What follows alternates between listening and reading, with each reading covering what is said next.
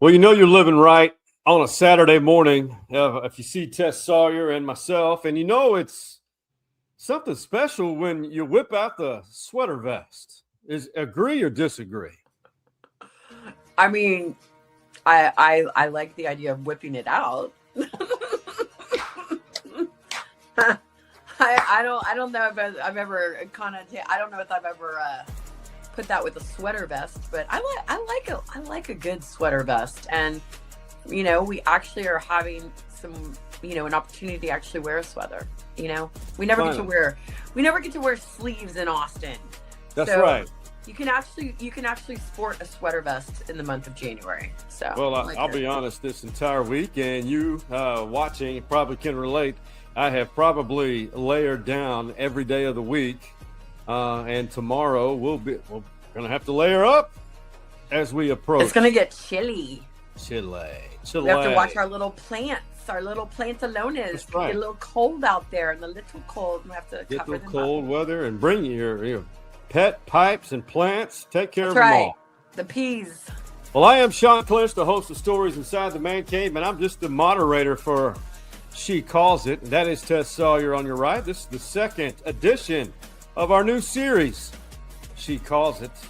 Tes, we obviously a little production meeting, which it consists of either a text message or a quick phone call or email exchange. What excites you most about this episode today or this morning? Oh, we get to talk about something that I completely despise. So I'm fired up. I didn't realize you despised it, but now that I think about it, there are some ill feelings that I think resonate amongst everybody. You're the representative of the people.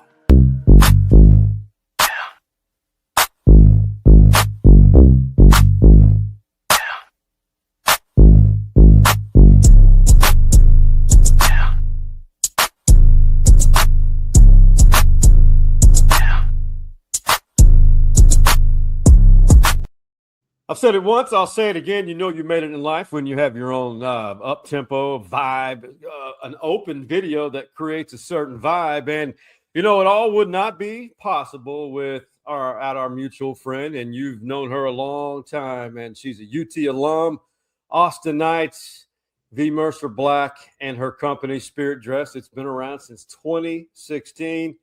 She is thriving.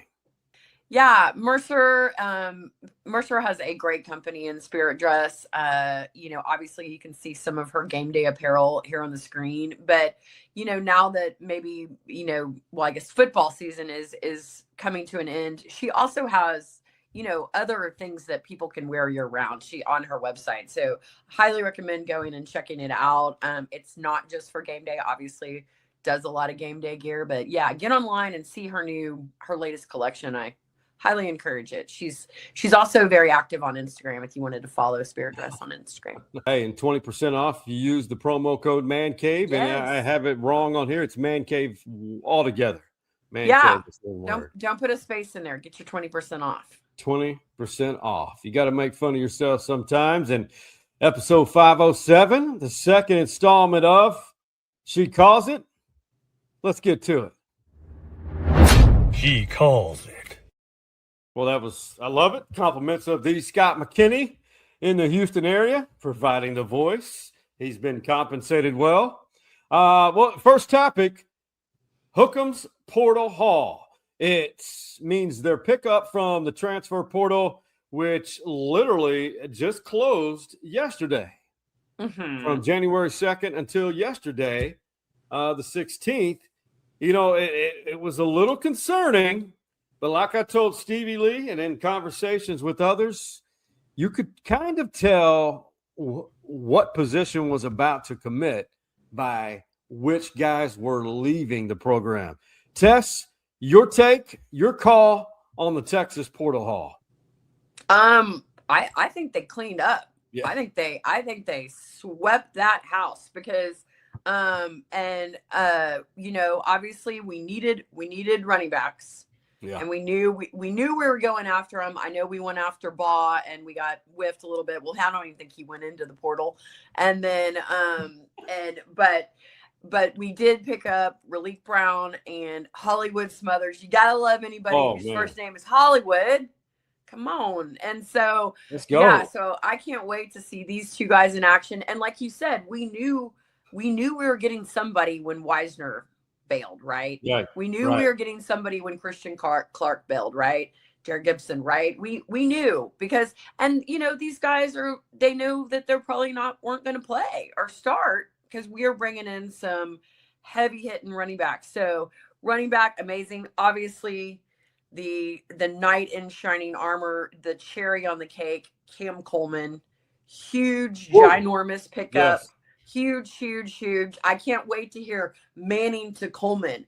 That's going to be my new little thing. I think that was huge.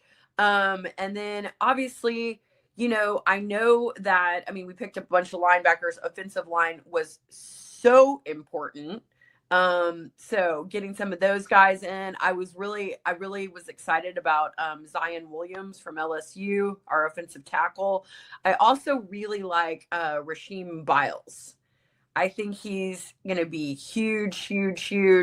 And love Bo Masco, cornerback.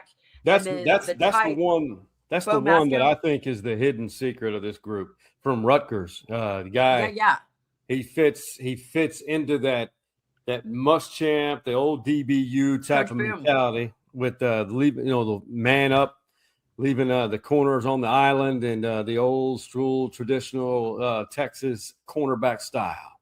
Yeah, I'm super excited about him. And then that huge tight end, Masunas. We haven't had, a really big, just like block. Because I think not only the tight end that obviously can catch and run in the end zone and score touchdowns, great, but also really block and stuff like that for us too, kind of like a dual threat there too. And so I'm really excited about him. But the entire list is great. New kicker, new punter. We just the whole thing. The team is going to look so different. I'm so excited. I wish there was a spring game so I could see all these guys. I'm so sad there's not an orange and white game. So, I have to wait till August. So, but yeah, I think it was great. And I'm really happy with the guys that Texas got. And they definitely got the skill. Now we need to see, can we put it all together? Can we mix it up and make it and win a natty? Yeah, hopefully. The components are there. They're 2 scholarships away from meeting the 85 scholarships, which you, if to my understanding, I still haven't got a definitive who all is actually giving out 105 scholarships nowadays, but they're 2 away from being back to 85. So I would venture to say Texas will probably pick up 1 or 2 more offensive linemen, but they have got a great class. I think one key component you mentioned about Cam Coleman, his presence alone on the field is going to open it up for the other receivers, I think Wingo and other guys, and it may even help Wingo's game. So I think it's going to be it's going to be really cool. And all of the players are from all different places and all over the place. So I think it's just going to be really neat. I think it's going to be a lot of fun. I just can't wait for the first game. I don't even know what to do with myself, and it's January. Well, Texas State's defense will be the first one to get to see it. And exactly. By the way, before we forget it, we need your support. Follow us on all of our social media platforms and subscribe to our YouTube page, that being the Stories Inside the Man Cave Podcast YouTube page, for free. All right, and part of that portal haul, Texas lost one of their receivers to Oklahoma.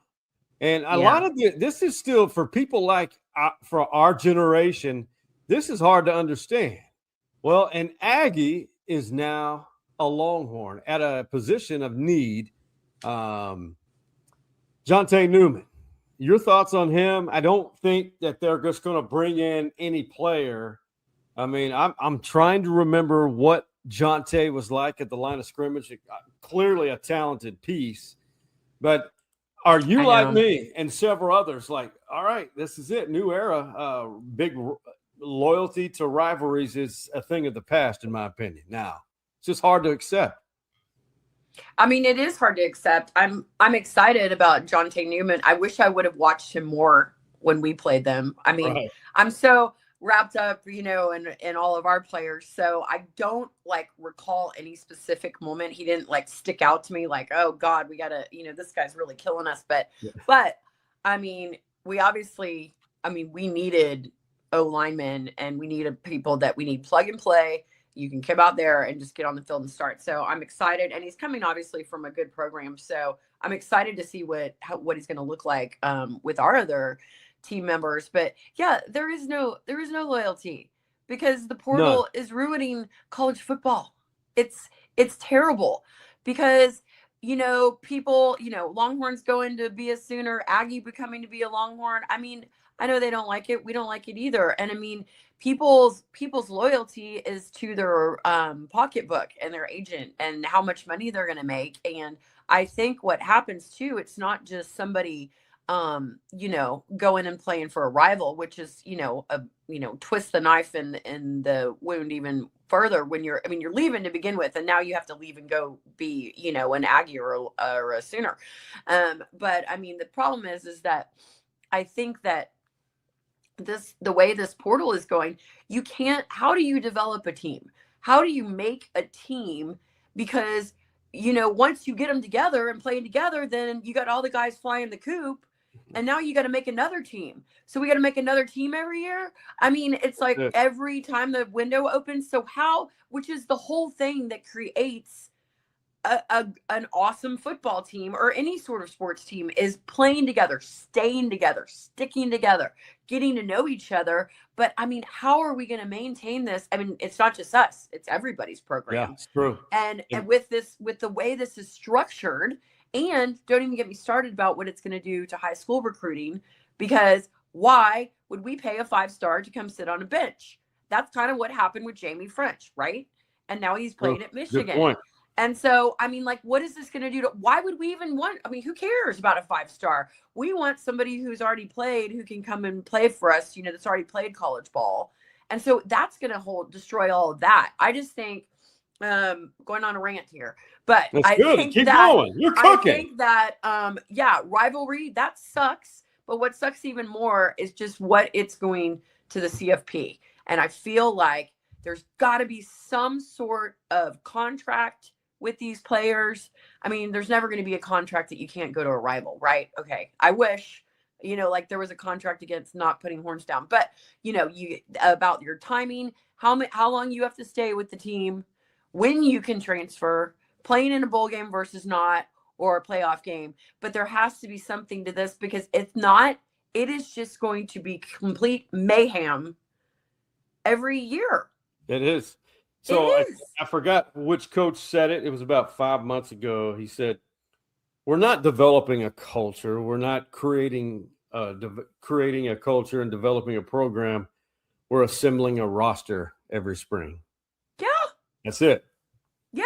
That's it. Dabo Sweeney said that he felt like, he felt like a preacher at a Las Vegas wedding chapel.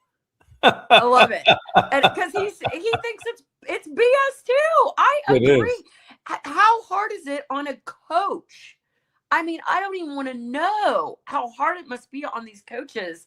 You take all this time to develop them, and a part of the development is developing with your team members. That's how you become good, right? You can't just be Cam Coleman by yourself. Cam Coleman's going to have to come in and develop with quarterback and then, other offensive team players and it to be good. But we can't do this shit if everybody keeps leaving. And how are we going to do it? I don't know. It's a weird time. I don't know how I think it is evolving every year, but how long will it take to reach the end goal? And that's to have stability. He calls it. All right. There's a new redshirt rule proposal. Nowadays, you can redshirt. You've pretty much got 5 years to play for. A group of coaches came up with this. So before, you could play right now, currently, you can play, I think it's up to 4 games without losing your red shirt. This one says that the proposal is up to 9 games. That way you can create some stability. But That's right. to your point, what everyone else is thinking, well, what does it matter? How many of these players, kids are actually going to stay that long? Yeah, exactly. They're probably not.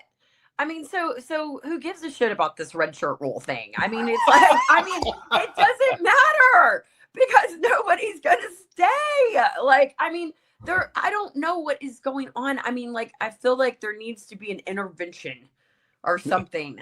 Like, sit down and figure this out, because I mean, it's sad for me too, because I think people that are older, and I'm even going to say even older than me, our generation, it's making me not want. And I've even had people older, like, for instance, my father or my boyfriend's father, say that he didn't want to watch it anymore because nobody's loyal. It's all about money. And you know what? That's what people used to say about NFL versus college. And now it's, you know, it's tainting it. It's poisoning it. And, you know, it's different too, because these are young men.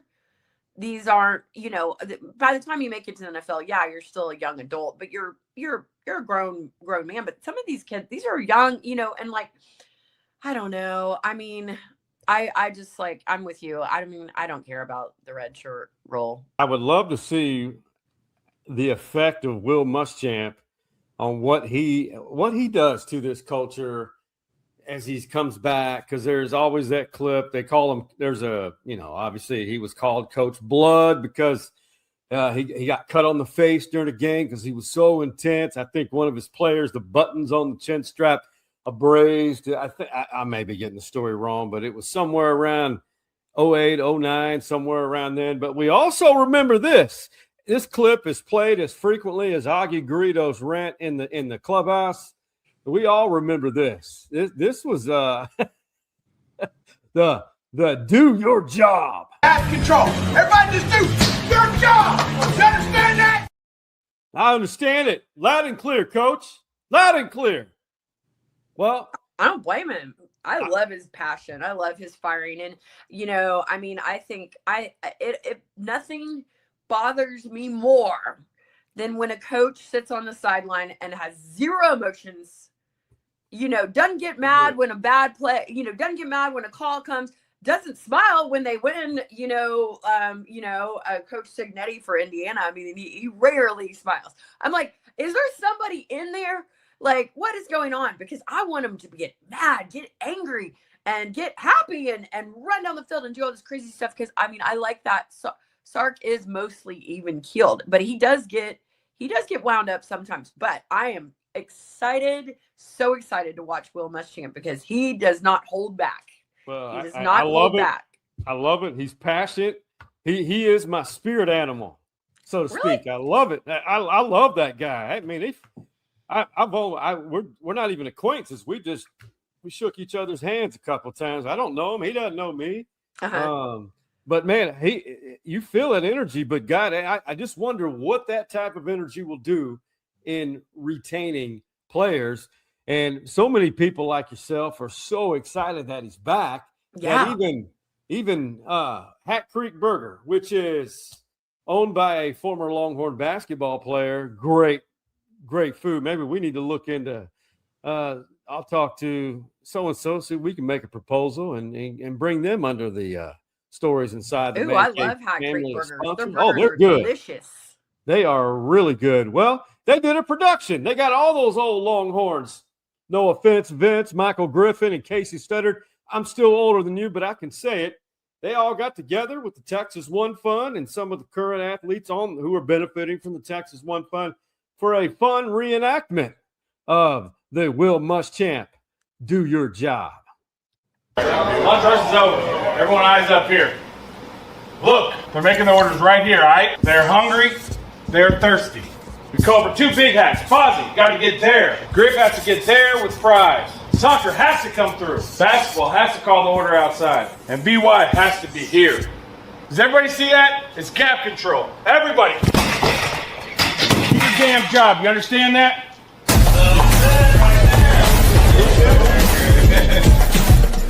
Are you bleeding, man? This? No, that's just ketchup.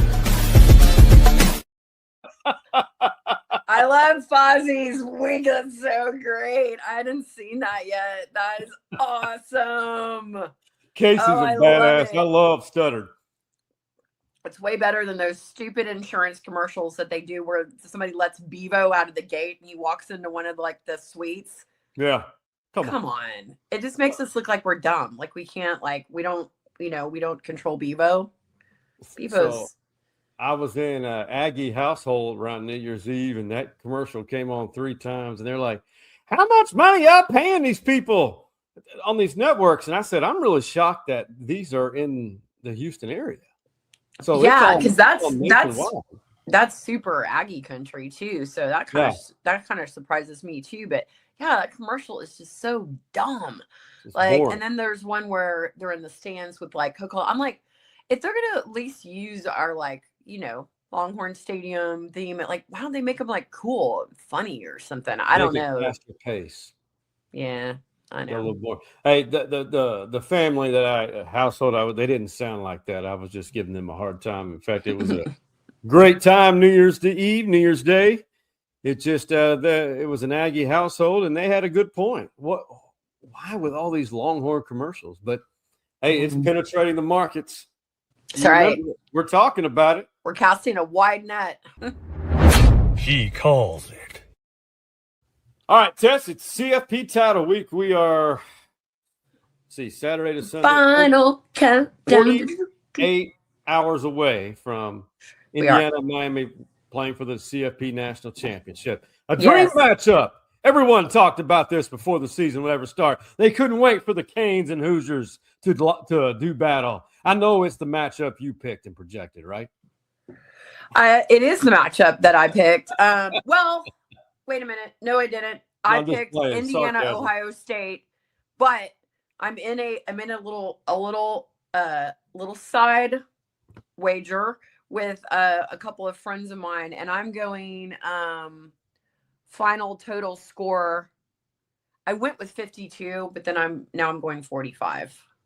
That's a safer bet, in my opinion. Yeah, I thought so too. So I was thinking, I do think, and I had picked Indiana win to the national championship a long time ago, because I think they're unstoppable. I think Fernando Mendoza's unstoppable. I think they are just tight, so good in all areas. Again, a team built of portal transfers, and like the average age on that team is like 23, which is like the average age in the NFL. I'm not kidding. They're all like 7th year grad students. Sorry, I don't want to burst Indiana's bubble, but I mean, that's what that team is made up of. It is, and they're going to win a natty. But anywho, yeah, like I thought it was going to be Ohio State. I'm still shocked that Ohio State got beat, but anywho, Indiana been cinched that.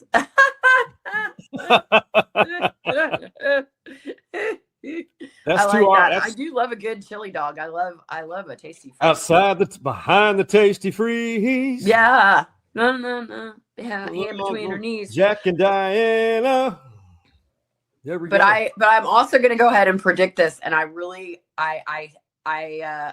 think there's a possibility that Indiana may just beat the living crap out of the Canes. I'm sorry, but that's the type of team they are, and we saw them do it in the last round. And here's the thing: I don't think there's anything going to stop them. I think they're going for it, and it could turn out to be just a blowout, like it was against Oregon too. I'm just saying. Miami's really good. Just think about this: Miami lost at SMU earlier this year. Now SMU is a good team, right? But Miami wasn't what they are now. No. At that point in the year. SMU. No, they got better as the year progressed. Really Right. did. And I think Carson Beck got better throwing less interceptions, Agreed. which he does like a good old interception. But I really think don't be surprised if they just whoop them. It won't be dominated by X amount of fans from one or the other, although they're playing at Hard Rock Stadium in Miami. Right. Right. So they get the home, Kind the of, orange. yeah. Yeah. So they get the home field advantage, but I don't think it's going to matter. I mean, I think I don't even know. I don't know. I wish it wasn't going to be a blowout. I wish it'd be an awesome tight game that's really fun to watch, kind of like the Ole Miss game. That was a great game. Those are great playoff games. So like it kind of bums me that my prediction may come true. He calls it. All right, Tess, your final call it. The picture on the right is yours, true, of my Christmas tree. Yes, it's still up. I have a thing, a recent history, I'd say the last 5 to 7 years. I don't take my Christmas trees or decor down until after the college football national championship. I get some eyebrow lifts on that, like, what? So our tweet me question is, when do you take down your Christmas tree and decorations on @StoriesManCave? Your take, final call. I don't know, Sean. I think you're really pushing it. Yeah. I'm sorry, but like I'm one of these people. I'm like, so I keep it up till New Year's, like New Year's Day, because I will say one of my favorite college football days of the entire year. Amazing. Black-eyed peas, collard greens, cornbread, and awesome football. It's literally my favorite. It's like my favorite day of the year. And so I usually keep it up past New Year's Day, and then usually that weekend after, I kind of take it down. At least I did it this year. I was pretty good about it. But I mean, why don't you, if you're going to leave it up to national championship, why don't you just leave it up and just not even put it up and just leave it up till next year? Wow.